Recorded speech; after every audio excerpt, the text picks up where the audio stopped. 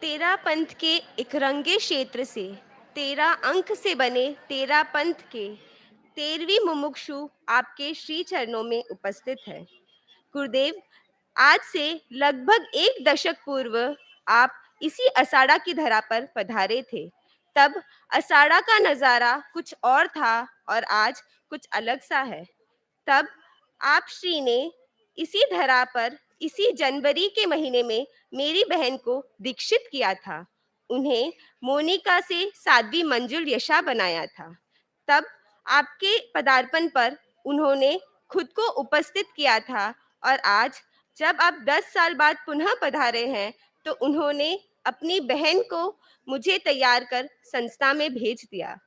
गुरुदेव, हमारा परिवार शुरू से ही धार्मिक था, पर उनकी दीक्षा के बाद हमारा परिवार और भी ज्यादा धर्म से जुड़ गया।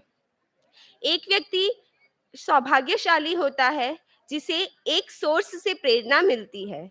मैं अपने आप को अत्यंत सौभाग्यशाली मानती हूँ कि मुझे निरंतर कई सोर्सेस से प्रेरणा मिलती रही। साध्वी मंजुल यशा जी भी बहुत सौभाग्यशाली है कि उन्हें मधुबाला जी जैसे आज्ञावान मिले और मेरा भी सौभाग्य था कि मुझे उनकी सेवा का अवसर प्राप्त हुआ। गुरुदेव, जब मैं घर पर थी तो मैं यूरो किड्स में काउंसलर थी। जब मैं सेवा में जाती तो महाराज मुझे पूछते कि पेरेंट्स और स्टूडेंट्स की काउंसलिंग तो बहुत कर ली तूने, आत्मा की काउंसलिंग कब करेगी। जॉब के साथ मेरा क्राफ्ट का बिजनेस था तो वे कहते कि पेपर का क्राफ्ट करना कोई बड़ी बात नहीं है, जीवन जीने की सही कला सीखना बड़ी बात है। तुझे अगर आत्मा की काउंसलिंग करनी है और जीवन जीने की कला सीखनी है तो तुझे गुरुदेव के पास जाना होगा। गुरुदेव, आज मैं शासन माता को याद करना चाहूंगी।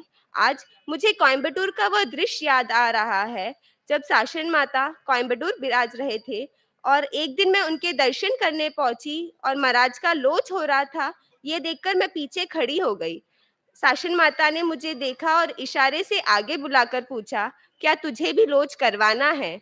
तब मैंने महाराज से कहा था कि महाराज आज नहीं, पर भावना है कभी तो जरूर करवाऊंगी। गुरुदेव, हमारा परम सौभाग्य था कि आप श्री जब कोयम्बटूर मर्यादा महोत्सव हेतु पधारे तो हमारे घर पर भी आप पधारे थे। तब शासन माता के निवेदन पर आप श्री ने हम बहनों को ऐसे आशीर्वाद दिया था कि कच्ची कच्ची नहीं होना है, पक्की बनो, सब नहीं तो किसी और एक को तैयार होना है। गुरुदेव, आचार्य तुलसी ने आचार बोध में लिखा, गुरु के अनमोल बोल संजीवन देते। आपके उन वचनों ने सचमुच मेरे जीवन में संजीवनी का काम किया। मुझे अपनी लाइफ में क्या करना है इसका निर्णय मैं ले पाई। आज म- मुनि श्री हेमंत कुमार जी मेरे भाई महाराज और साध्वी श्री मंजुल यशा जी मेरी बहन महाराज यहाँ प्रत्यक्ष रूप में उपस्थित नहीं है, पर मैं उनकी तरफ से भी आप श्री का स्वागत करती हूँ।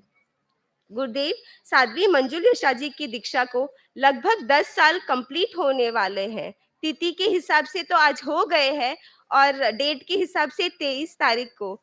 तो गुरुदेव, आज मैं उनकी तरफ से आपसे उनके लिए स्पेशल आशीर्वाद मांगना चाहूंगी और अपने लिए भी आशीर्वाद मांगना चाहूंगी कि आप हमें ऐसा आशीर्वाद दें कि हम ज्ञान दर्शन चारित्र की आराधना करते हुए शीघ्र अतिशीघ्र अपने लक्षित मंजिल को पाए।